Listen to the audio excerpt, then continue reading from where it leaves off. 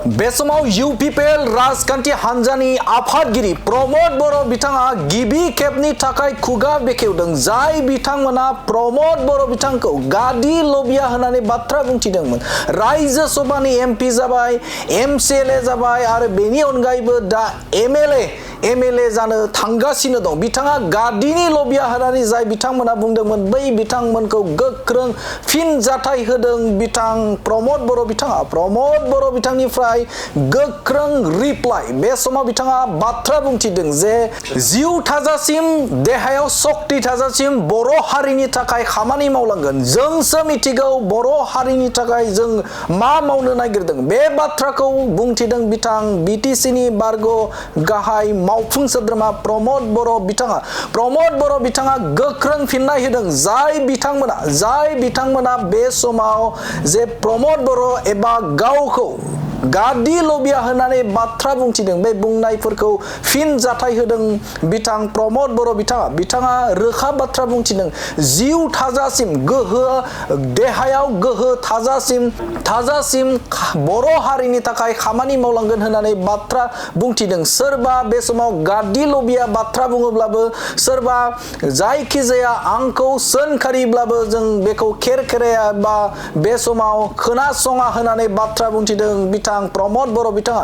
प्रमोद बर' बिथांनिफ्राय गोख्रों राजखान्थियारि फिनजाथाय जे सोरबा बिथांखौ एबा जाय बिथांमोना बेरेखा दोलो बिथांमोना बे समाव बाथ्रा बुंदों एबा बे समाव गोख्रों फिनजाथाय गोख्रोङै बाथ्रा बुंनायखौ बिथां प्रमोद बर' बिथाङा फिननाय होदों। जाय बिथांमोना गादि लबिया बाथ्रा बुङोब्लाबो बे समाव गोहो लुबैसुला होननानै बाथ्रा बुङोब्लाबो नाथाय जेब्लासिम जिउआ थागोन अब्लासिम बर' हारिनि थाखाय खामानि मावगोन। जोंसो मिथिगौ जे हारिनि थाखाय जों मा मावगासिनो दं होननानै बाथ्रा बुंथिदों बिथां प्रमोद बर' बिथाङा।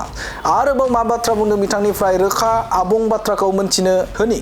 बयखौबो जाय हेंथा हान्जाफ्रा बायदिसिना बुङो जोंसो मिथिगौ हारिनि थाखाय जों माबायदि थांखि लादों माबायदि मावबोदों आरो रायजो राजाफ्रा फोथायो।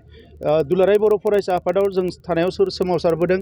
बिनिफ्राय फैना राजखान्थियाव थांनाय 5 बोसोराव नुदों जे जों बोरैहाय सोलोंथाइ फसंथानफोरखौ जों मोजां खालामदों। कलेजखौ जेरैबायदि जों मोजां खालामदों, सुपार 50 बानायदों, गोबां मोजां खामानि IAS ICS बरननायनि थाखाय खामानि मावदों, बर' राव थुनलाइ जौगानायनि खामानि मावदों। बे गासैखौबो रायजो राजाफ्रा नुखादों। दा नंखायनो दिनै सोरबा गादि लबि होन मायबा होन बिथांमोननि खोथाफ्रा जोंनियाव नांस'आ। जिउ थाजासिम देहायाव शक्ति थाजासिम हारिनि थाखाय मावलांगोन। बेबायदि बायदिसिना बे बुंग्रा मानसिफ्रा फैगोन आरो थांगोन।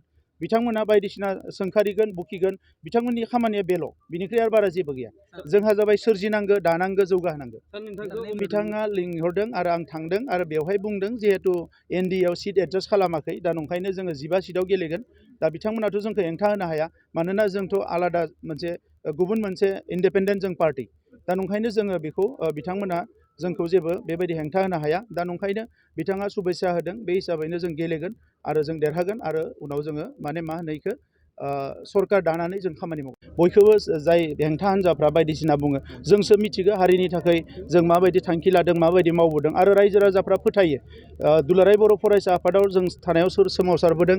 बिनिफ्राय फैना राजखान्थियाव थांनाय 5 बोसोराव नुदों जे जों बोरैहाय सोलोंथाइ फसंथानफोरखौ जों मोजां खालामदों। कलेजखौ जेरैबायदि जों मोजां खालामदों, सुपार 50 बानायदों, गोबां मोजां खामानि IAS ICS बरननायनि थाखाय खामानि मावदों, बर' राव थुनलाइ जौगानायनि खामानि मावदों। बे गासैखौबो रायजो राजाफ्रा नुखादों। दा नंखायनो दिनै सोरबा गादि लबि होन मायबा होन बिथांमोननि खोथाफ्रा जोंनियाव नांस'आ।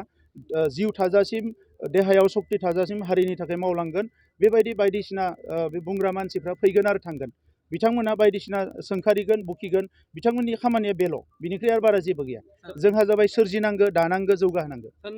बिथाङा लिंहरदों आरो आं थांदों आरो बेवहाय बुंदों जिहेथु NDA आव सिट एडजास्ट खालामाखै। दा नंखायनो जोङो 15 सिटआव गेलेगोन। दा बिथांमोनाथ' जोंखौ हेंथा होनो हाया। मानोना जोंथ' आलादा गुबुन मोनसे इन्डिपेन्डेन्ट जों पार्टि। दा नंखायनो जोङो बेखौ बिथांमोना जोंखौ जेबो बेबायदि हेंथा होनो हाया। दा नंखायनो बिथाङा शुभेच्छा होदों। बे हिसाबैनो जों गेलेगोन आरो जों देरहागोन आरो उनाव जोङो मा होनो इखो सरकार दानानै जों खामानि मावगोन।